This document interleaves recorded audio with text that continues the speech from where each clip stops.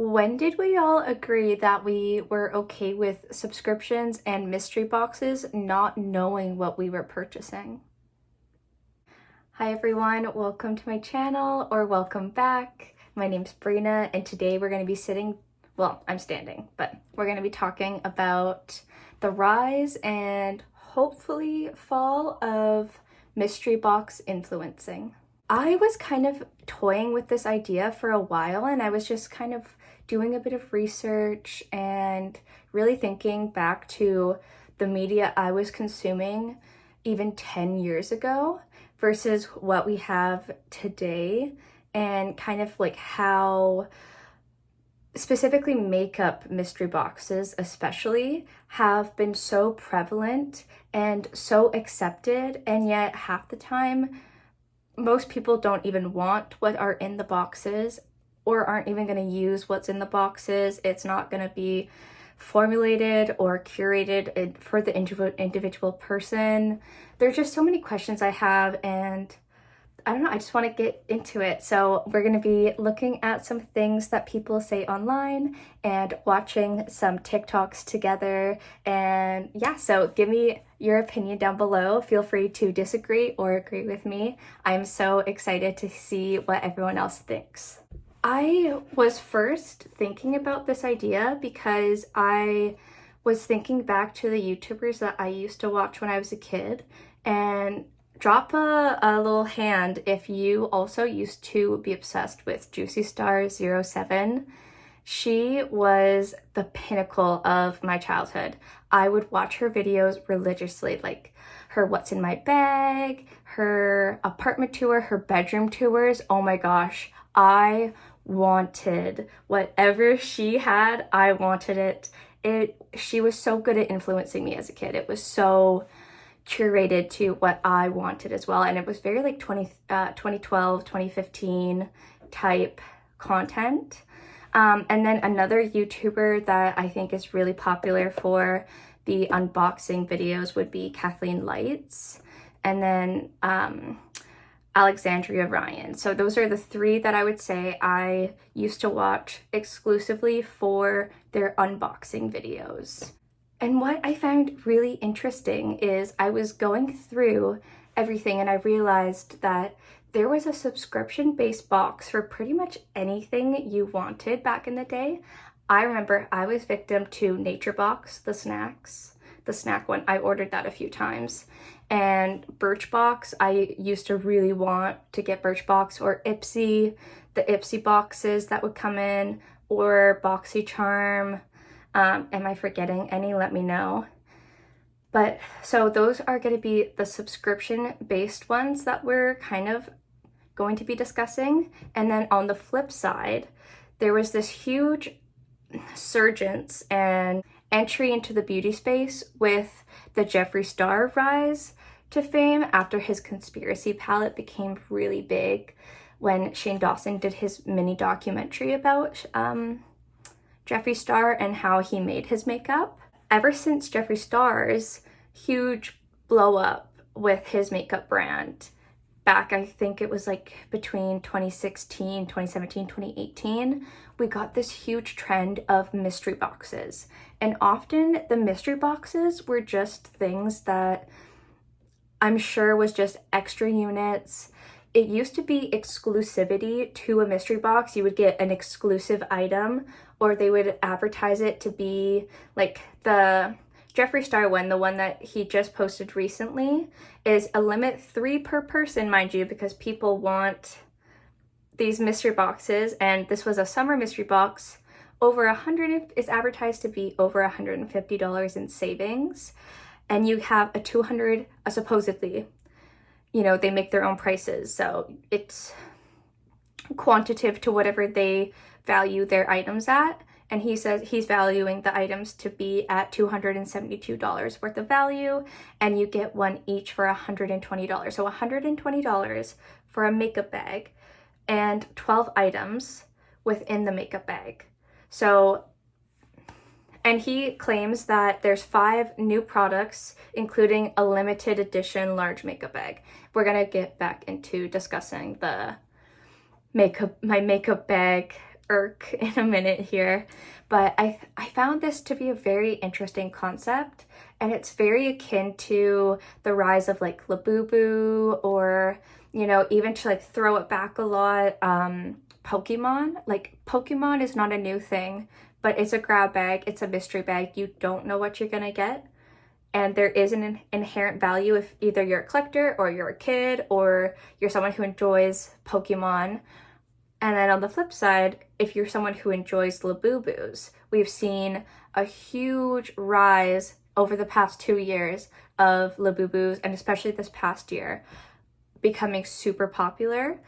And we saw as well, like the Sunny Angels, or, you know, those, I don't know what they're called, but you used to be able to put them on your phone, and they were like the little Winnie the Pooh key ring things that you could like hook up onto your phone, and they would just be wearing little outfits. Those are kind of what I'm imagining to be like a small consumer based, able to just randomize, select, you're getting one item. But now with these mystery boxes and the long-term trend, almost a decade of YouTubers especially sitting down and unboxing these subscription-based mystery box services, I think it's really interesting. We go back all the way to like 2017, and also if you see me looking down, it's because I have my iPad with me so that I'm able to make sure I'm getting everything I want into this video. So yeah, we've been seeing a lot of this content, and it still pops up to this day. There was one that was from this week and from 7 years ago, both unboxing BoxyCharm boxes.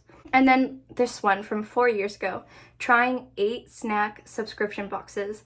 These are so many, you don't know what you're gonna get. Are you gonna be eating all of these snacks within a month? 8 boxes of snacks. Like, I'm sure they, you know, are going to be shelf stable, but that's a lot of food and a lot of items to be bringing in at one time, let alone the fact that it's a monthly subscription too. So it's not just one-time purchase anymore for these subscription boxes. It is every single month you're getting an onslaught of products. And what I found most interesting, we'll be getting into, is this one in particular with Juicy Star 07, and it's her Unbox With Me, Birchbox, Ipsy, Bark Box, which is the one for her dog, Nature Box, and Glossy Box. Out of breath just saying all of those things. Realistically, I know that was her job. Her job was to review it, but it also was to get people to buy it as well, the subscription boxes. She was making the videos for content, but also to inspire people like myself, and I fell victim to it when I was a kid. People like myself to be like, hey, subscribe to this service, and you can also get a bunch of makeup every single month delivered to your door, or a bunch of dog toys and treats delivered to your door, or a bunch of snacks, you know? And does one person need that much? No. I didn't eat the things that I got in my nature. I remember I ate the dried pineapple. I remember only one thing I got out of my nature box way back in the day, and I had to convince my mom to let me buy it too, because of course I didn't have a credit card at the time. I couldn't purchase anything, you know, I was a child. And I remember just eating the dried pineapple and not liking any of the other snacks that I got. Imagine how often that happens to people with like the snacks or the meal kit services or anything else like that. What would you do if you don't like the item? We're going to be watching a few clips exactly showing what happens when people don't like the items that they're buying, or they're not even, I guess the issue is you don't get to choose what's in the box. And half the time you don't even know what's in the box or the bag or the mystery that you're getting. You're just hoping that it is going to be something that you're able to use. And especially with like the mystery boxes, I think it really has something to do with the exclusivity or the idea of exclusivity. So this one tag on Reddit literally, I think it encapsulates the problem very well. So this one user, and it's a nail polish, just so for the context of everyone, this is an indie polish brand that does mystery boxes, and it's a 2-year-old thread, so I don't know if it's super up to date, and I'm not even really sure what the company is, but let's get into it. So this user asks, when did mystery bags become a thing? They got into the indie polishes and they're pretty and they like the brand, but it's overwhelming with the amount of brands and types of nail polish. And then someone else said, yeah, I hate the mystery bags. I'm picky and I intentionally curate my collection. I don't need to pay for the privilege of ending up with one polish I like and 5 polishes I don't care for. Instead, I would much rather pay for the occasional aftermarket markup if there is one I liked but missed. Yeah, that is so valid. I totally understand the desire of wanting to curate your collection instead of ending up with a bunch of essentially stuff you're going to be throwing away. If you're not going to be liking it, it's going to be thrown away. Let's be honest. Humans aren't going to be like, oh, let me find someone. The average person isn't doing that. The average person isn't handing things out to clear out their collection with people that they know the product will align with better. That is not what people are doing. This other account on the thread mentioned, I just get FOMO because sometimes it's a mystery bag exclusive. So that, I guess, is kind of like the crux where people get caught up. They don't want to miss out. People have this huge fear of not being a part of something. And I definitely think that influencer culture is a major contributor to that. I don't understand where this divide in our understanding of consumption and our desire for things just gets lost. If someone else desires it, that doesn't automatically mean that it's essential to have or that you desire it. If you desire it, totally, I'm not knocking you wanting to get something. And I'm not even knocking the falling victim to FOMO culture, because as I previously stated, I was so victim to FOMO culture as well. I think the issue is the overconsumption without actually liking any of the products that you're getting. So now let's look at some TikToks together where I really think it highlights this idea. And I just want to mention, please do not send any hate to any of the creators that I've mentioned or any people in the videos that I'm showing, because I totally understand wanting to get something, you know, like it's just for discussion purposes and entertainment purposes. I'm not here to bash anyone, and I'm not here to have anyone else bash anyone, okay?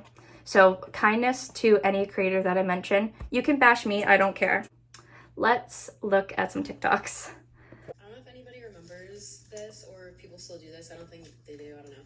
But the Ipsy bags, it's like, if you don't know what it is, you subscribe to them and pay a monthly whatever, and then they send you a free bag of like, I think it's like makeup products and stuff. Oh, actually, I don't really know. They send it to you monthly, and it's like a surprise what's in the bag. I feel like this. You don't know what you're gonna get. But I thought of this the other week, and I was like, I'm gonna sign up just because I like the concept that they send it to you and you don't know what you're gonna get. So, which is fair, I guess. Cute. Let's see what's in it. Also, we're gonna talk about the bags. Highlighter.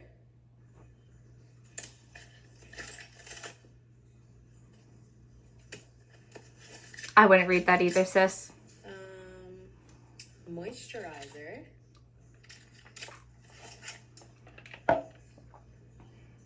Exfoliator. And you don't get a lot either, is my issue. Like the product sizes are small. Primer serum. I'm sorry, I'm uneducated. I don't know what this is. Sorry. That's so fair. And lastly, plumping lip liner. Fun.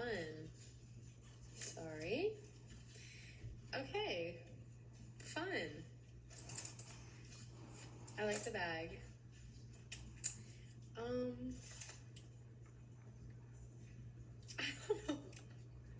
I don't know if I'm gonna use any of this, actually. Yeah. But it was so fun to see. I don't know. Depending on what this is, I might use it. I have no idea. Okay. Well, this is so fun, but Yeah. I don't know if I'm gonna use any of this. I definitely think the fun aspect is the fact that you don't know what you're gonna get. It's like Christmas, you know? Someone is sending you a bunch of presents. You're paying for those though. We have to remember that. It's not a mystery and it's not a girl math thing where it's on the credit card, it's already paid for, like a subscription fee. Well, it is a subscription fee, but it automatically gets withdrawn from your account and you can forget about it. And then when it arrives, it's like a surprise, free presents, but it's not free, you're paying for it. And oftentimes, if you don't know what you're getting, how do you know you're going to use it? And she mentions the only thing she likes is the bag. Now let's look at another creator who also does the Ipsy and see how she feels about her bag.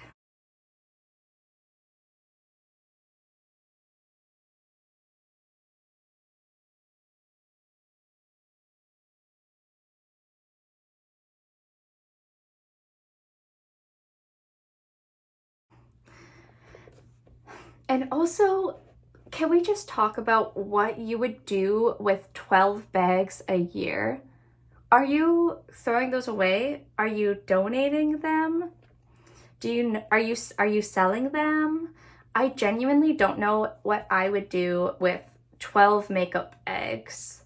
I don't know anyone who needs 12 makeup bags. And again, no hate to anyone who does the Ipsy or BoxyCharm or any of those subscription-based mystery box services. I just genuinely don't understand when we as a collective, if, you know, especially in the makeup community, was like, yeah, let's keep this going. I don't want to know what I'm getting, but I'll pay you, what is it? $14 a month for 5 products that are, quote, valued at $70 plus a makeup bag. Genuinely, and that's American prices too. So after tax and shipping, and if you're in Canada, you're spending closer to $20, $25 a month for 5 mini, not even travel size, but mini sample size products. Half the time, you probably won't get to use it. And then we can discuss the BoxyCharm. You get 5 full-size products, so that one seems a little bit more worth it to me. But it's $32 a month plus. You know, we're gonna do conversions, we're gonna do shipping, we're gonna do, you know, the fact that if you want it right away, and in Canada, especially here, we haven't been getting mail recently. There's been a mail blockade, so maybe you wouldn't get your subscription box every month. Maybe you wouldn't get that kind of stuff if there wasn't a backlog or an issue with a courier service. I can't fathom, you know, spending all this money myself and not getting to use anything. I think the sad part is a lot of people will still be subscribed to these things because they're just waiting for the one item that's going to be revolutionary to them. So drop a comment. Why do you think we still have the subscription services, mystery boxes, and other things like that? Do you think it's going to last any longer? Or do you think we as consumers are shifting towards a more underconsumption or lower consumption? I'm very interested to hear your thoughts and how you feel about this. Feel free to drop me a comment, a like, or hit subscribe, and let me know what kind of videos you want to see, because I am always filming and would love to share what I make with you. Thank you. Bye.